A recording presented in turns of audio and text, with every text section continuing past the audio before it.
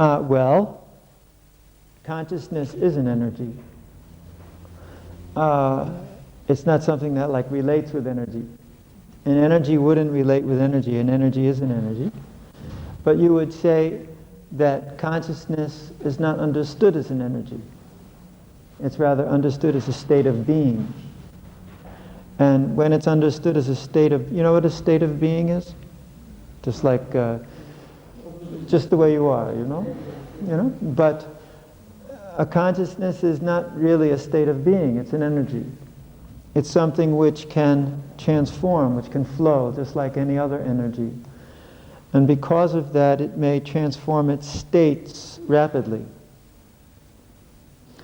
That is why somebody who may have a very elevated or exalted consciousness may suddenly dive into what somebody might call not so elevated or exalted consciousness, and similarly opposite, Somebody who has a very low form, we might call low form of consciousness, may suddenly do something very elevated or exalted, or manifest some quality of great brilliance or intelligence or something like that.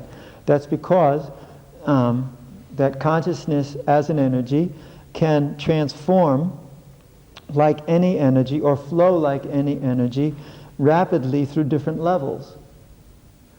That is why you can have sudden bursts of inspiration.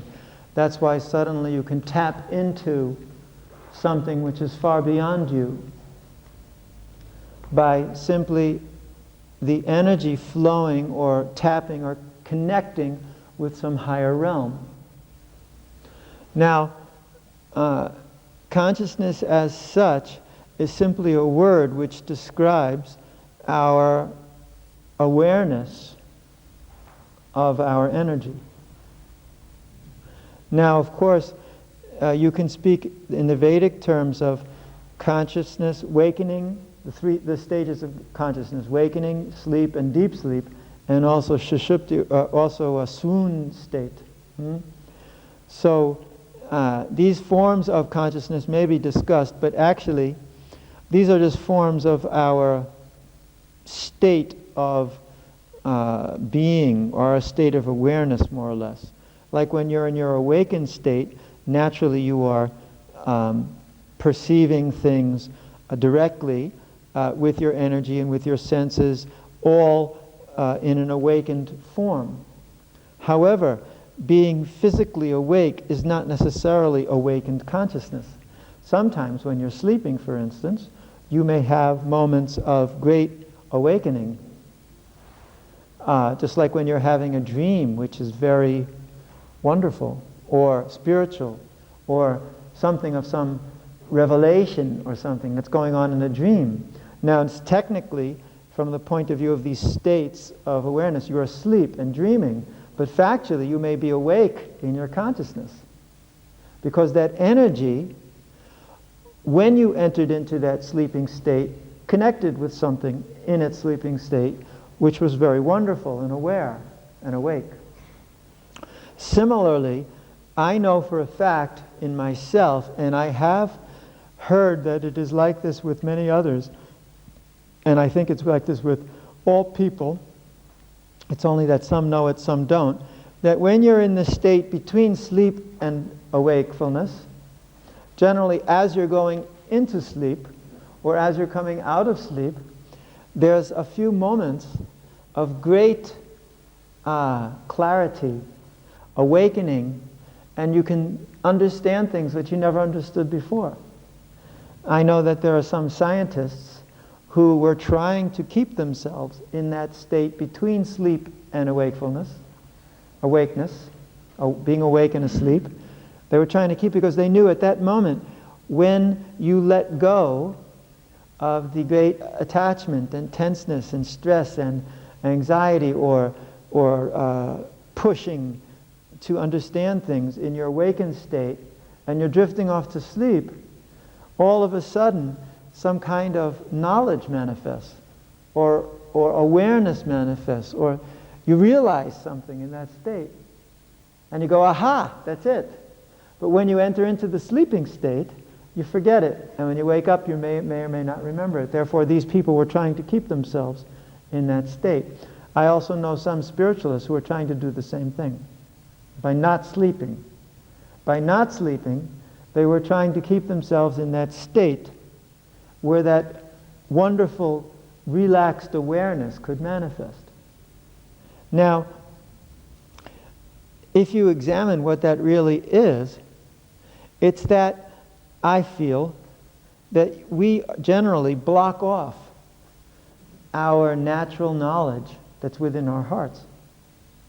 Generally, we block it off because of so many conceptions, because of so many restrictions socially or mentally, emotionally that we place upon ourselves or have been placed upon ourselves by others, such as our father, our mother, our family, our friends, or our teachers, or any other member of society or whatever, has placed upon us restrictions which cause us naturally, not naturally, but cause us to assume the nature of blocking off our natural spiritual knowledge, which is there within every one of us.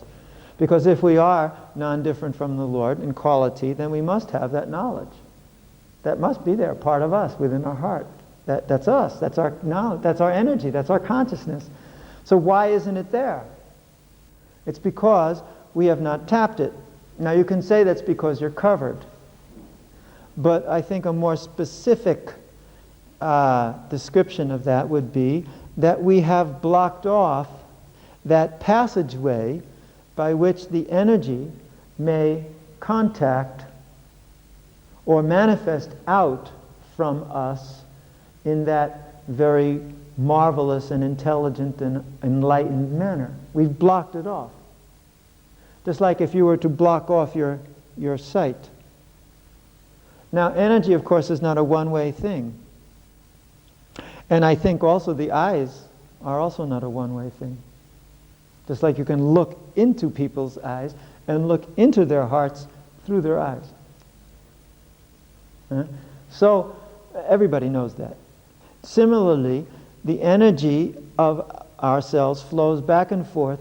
Similarly, the knowledge potency not only manifests out, but it comes in as well. It emanates out and is absorbed in. It's a constant flow.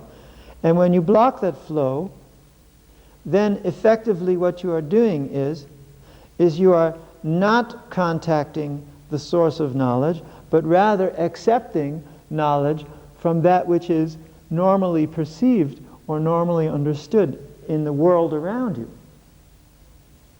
That is that which you can perceive with your senses and learn, as in books or as teachers or what people tell you in so many things.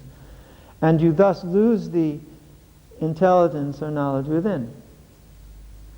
Like maybe that lady, she's tapping, that we talked about last night. I know in me also a very interesting thing.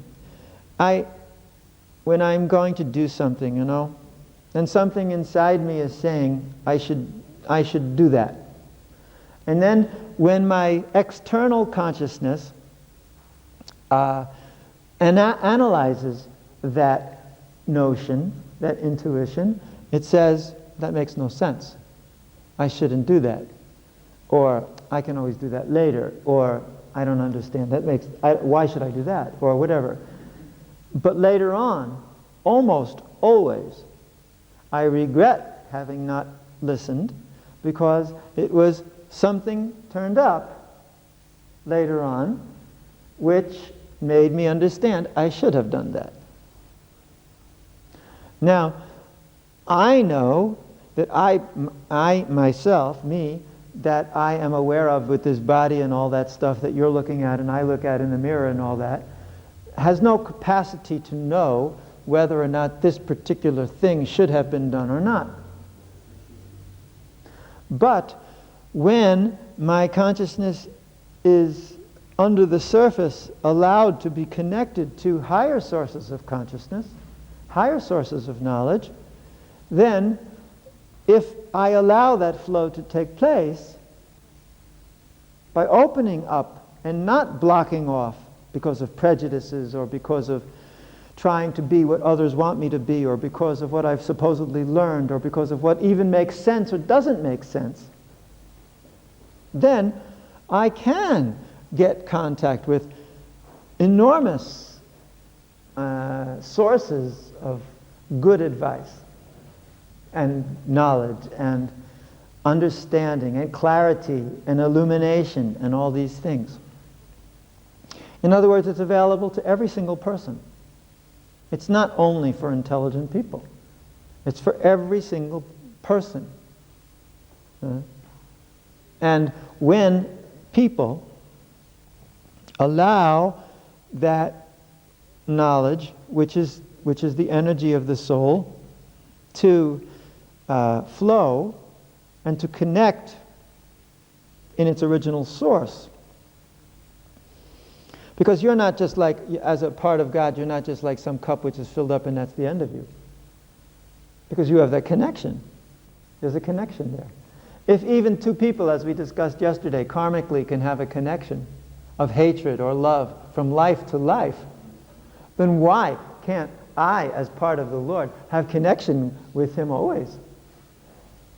If I can connect with you life after life simply because I hate you, or connect to some other person life after life because I love them, why can't I have connection with the Lord, who after all I'm a part of, always, at all moments?